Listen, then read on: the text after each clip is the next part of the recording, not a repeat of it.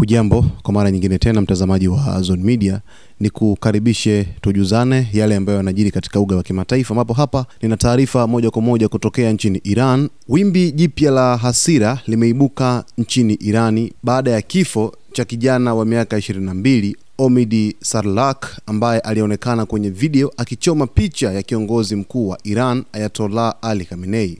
Saa chache tu baada ya kuposti video hiyo kwenye mtandao wa kijamii, mwili wake ulipatikana ndani ya gari lake, tukio ambalo limezua maswali mengi kuhusu mazingira ya kifo chake. Kituo cha televisheni cha Iran International kimeripoti kupokea mamia ya video kutoka kwa raia mbalimbali wa Iran wanaoonyesha wakichoma picha za Khamenei kama ishara ya mshikamano na Omid Sarlak, wakimtaja kama shujaa wa uhuru wa maoni.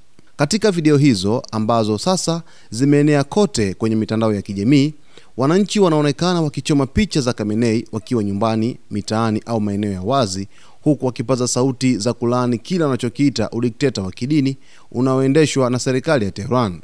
Mashirika ya haki za binadamu yameelezea wasiwasi mkubwa kuhusu ongezeko la ukandamizaji wa wapinzani na waandamanaji nchini humo, hususan vijana wanaothubutu kuikosoa serikali au viongozi wakuu wa kidini nchini Iran.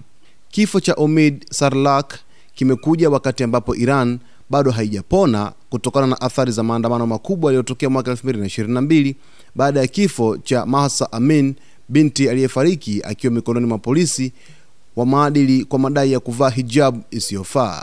Wengi wanatazama tukio hili kama ishara ya muendelezo wa mapambano ya kizazi kipya cha Wairan wanaotaka uhuru wa kujieleza na mageuzi ya kisiasa. Kwa upande mwingine, mamlaka za nchi ya Iran hazijatoa maelezo ya kina kuhusu mazingira ya kifo cha Omid, jambo ambalo limezidi kuongeza mashaka na hasira miongoni mwa wananchi. Kwa sasa mitandao ya kijamii imefurika ujumbe wa kuomboleza na kupongeza ujasiri wa kijana huyo, huku wito wa haki ukizidi kusikika ndani na nje ya Iran.